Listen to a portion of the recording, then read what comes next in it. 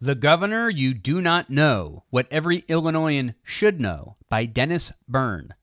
Chapter 8. Your taxes will make Illinois America's abortion capital. Governor J.B. Pritzker is proud that he has finally found an industry that wants to come to Illinois: abortion.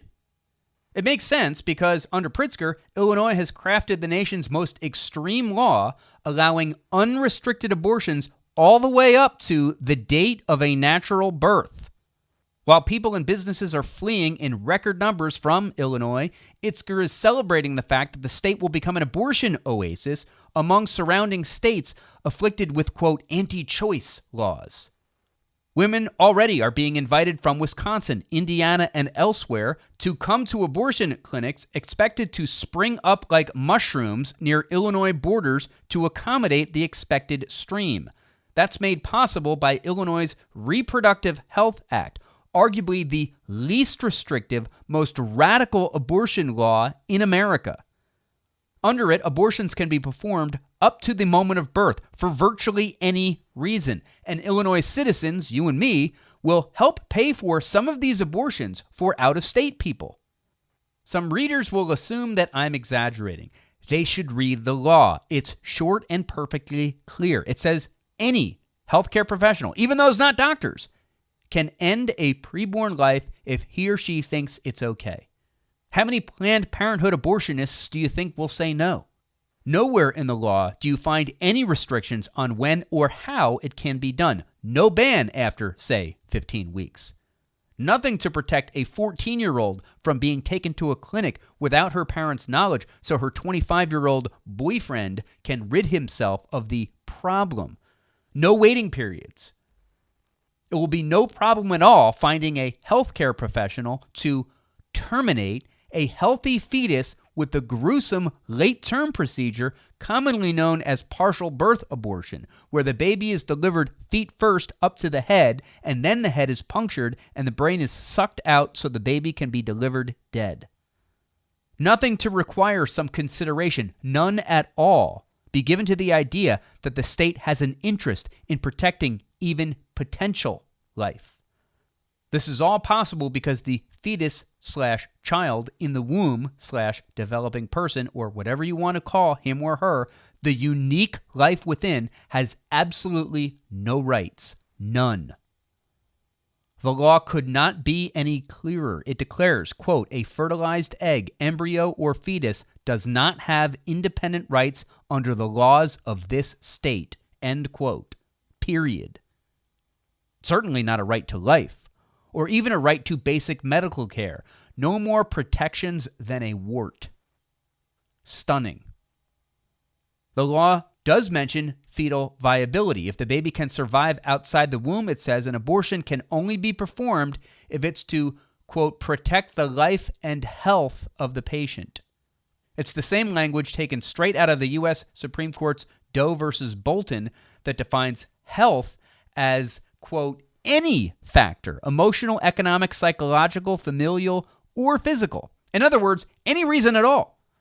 Sorry for the legalese, but it's necessary to explain how far Pritzker and the Illinois Democratic Party are out of the mainstream. For decades, public opinion polls have demonstrated that Americans reject both of the two absolutist positions: abortion for any reason at any time, and total abortion bans with no exceptions. Most people are somewhere in the middle. According to Gallup, more than half of Americans believe that abortion should be legal, but always with some restrictions. Roughly 2/3 say abortion should be legal only in the first 3 months. That puts Pritzker and Illinois Democrats in the same 24% minority who would believe that abortion should be legal under any circumstance. Pritzker led the charge to kill the Illinois law that required parents to be notified if their minor daughter was to undergo an abortion. The law did not even require that parents give their consent. They are ordered into the corner over there and told to shut up. Imagine, parents can't have a say in a serious medical procedure on their minor child when a school nurse can't give a child so much as an aspirin without parental consent. Pritzker is engaging in obvious demagoguery, acting as if abortion will ever be banned in Illinois. Not even close. Maybe when the Cubs and the White Sox meet in the World Series, if ever. Never, especially, will Illinois prohibit abortion in cases of rape and incest. Most Americans, pro-life and some pro-choice, want common sense restrictions that respect parents, young women, and children alike. Yet Pritzker and the Democratic Party see their lethal policies as an opening to regain the women's vote, especially suburban women who have been lost because of their anger over the damage the governor and his minions have done to children with classroom lockdowns and other decrees. Perhaps the strategy is right because, frankly, so few people are interested in or know the details of this horrific law. They've been told that Pritzker's idea of, quote, pro-choice is somehow moderate. It is, instead, radical. And so Pritzker is reaching out to other states to set up clinics in Illinois, close to the borders, to lure businesses and jobs to Illinois. Some 20,000 to 30,000 women from out of state are expected to arrive annually. Never mind the strain on Illinois taxpayers. State Medicaid already pays for certain abortions, but already abortion lobbyists are demanding more and getting it. Medicaid reimbursement rates to abortion providers in Illinois are being increased by 20%. Millions more are being made available for low-income patients. Other funds are being sought for clinic security, expanded facilities, and yes, travel costs for out-of-state women. Just how much Illinois taxpayers will have to cough up to staff and operate the fleet of near-border clinics is not yet known. But you can bet that you will be paying for women from Des Moines, Madison, and Indianapolis to have their abortions in Illinois. There was a time that the Democratic Big Tent had room for pro-lifers. Years ago, former Governor Robert Casey, a liberal Pennsylvania Democrat, was a good example until, that is, he was banned from giving a speech at a Democratic convention because he failed to pass the abortion litmus test. Nat Hentoff, himself a liberal pro-lifer, arranged to have Casey give his planned speech at the historic Great Hall of Cooper Union in New York, but it didn't happen. Hooligans and speech muggers began shouting and screaming, driving Casey from the stage. That was in 1992. Can anyone tell me that Democrats now running the party have become any more tolerant today? Abortion is not going to be banned in Illinois, not ever. There isn't even an attempt being made. All that Illinois citizens desire is reasonable regulations. There has to be a middle ground that reflects the majority opinion of Illinois voters, and that does not require our taxpayer money to attract people from other states for abortions here, especially for healthy babies who are old enough to survive outside a mother's womb. That is called democracy. End chapter 8. The Governor You Do Not Know, What Every Illinoisan Should Know, by Dennis Byrne. Chapter 9. So, what does J.B. Pritzker have in mind for you and your family if he is reelected? He's been described as a down-to-earth billionaire, charismatic, affable, a dedicated family man, and a nice guy. No arguments from me on any of these points. In this book, I have tried to focus on his policies and how they affect you, the people and the small business owners of Illinois. My conclusion is, what his reelection means is not good at all. He has pursued the same policies that drove old liberal Democrat me out of the Democratic Party, policies that on both the state and national levels have not just failed to solve our problems, but have made them even worse. More spending, more tax increases, more actions to cement his political party's power in Illinois politics forever.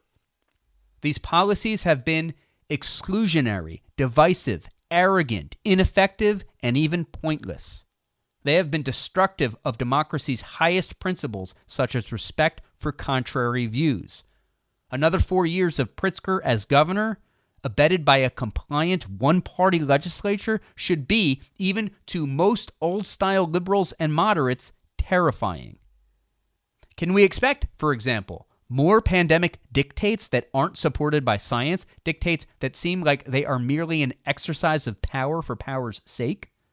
Will Pritzker continue to deny the consequences of his classroom lockdowns and other punishing steps against the welfare of our children? Will he show the same disregard for your economic welfare? Can we really take that risk in a state that already is hemorrhaging people and jobs? Will he keep trying to increase gasoline taxes, as he did with his 30 cents increase a few years ago, also allowing his 3 cents a year increase to continue? That means 30 cents more per gallon 10 years from now, unless you can afford to buy a $60,000 electric car or truck, a vehicle whose distance driven per charge can drop by half during Illinois' really cold winter months. That is the true science of electricity efficiency they don't tell you about. Cold weather makes the wiring unable to move the power as fast as it does in hot weather. Will he try again, even after its rejection by the voters, to repeal the state's flat income tax and tier it to increase income taxes on the middle-income families who rejected his proposal? Will he move to tax retirement income? Will he continue to be the handmaid of the powerful government unions, doing their bidding on such matters as school choice for people far, far less wealthy than he is? Will he stand bravely to lead real, substantial change in the state's culture of corruption? Will he lead on ethics reform? Will he continue to take credit for a budget that he falsely claimed is balanced? Does he have the guts to honestly explain how government worker pensions are dragging down the state into a financial and economic pit? Can he craft a truly effective program to fight the state's now dreadful crime problem? Will he forcefully try to reverse no-cash bail and other extreme policies that favor the criminals over the victims? Will he disavow the radical abortion policies, like forcing you to pay for out-of-staters to come to Illinois for subsidized abortions, a policy the National Democrats insist on? Pritzker has given no sign that he will alter course on any of these issues. So my question is, will you, my readers, pull away from your own traditional voting history and move into the unfamiliar territory of independent judgment, even if it means voting for, quote, the other guy, even a guy who has a few political views you don't like? Maybe asking yourself who could possibly be worse than Pritzker has been and promises to be if reelected will help you decide.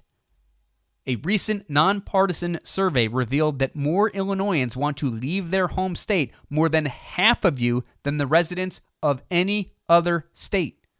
And over the last decade, they've done so, with Illinoisans routinely leading the nation in outmigration, said the Paul Simon Public Policy Institute at Southern Illinois University. With the highest combined state and local tax burden in the country, the lawlessness in the state's crown jewel, Chicago, and the corruption everywhere, everyone understands why. So the question becomes, how much worse does it have to get before we make a change in leadership to offer at least the possibility of a change in our state's future? To make a change means taking a risk. It means many of you will have to temporarily step outside of your old political comfort zone. To not make a change also entails risk. In fact, hoping things get better with the same people pursuing the same destructive policies outlined in this book is actually the most hopeless choice of all. So, this November, what's it going to be, Illinois? I am both hopeful and anxious about your answer. About the author. Dennis Byrne is a native Chicagoan and longtime journalist who is variously an op-ed columnist, editorial board member, science writer, transportation reporter, and urban affairs writer for the Chicago Tribune, Chicago Sun-Times, and Chicago Daily News. He blogs at The Barbershop, Dennis Byrne Proprietor, and is the author of the historical novel Madness, The War of 1812. He now lives in Florida with his wife Barbara and their extended family.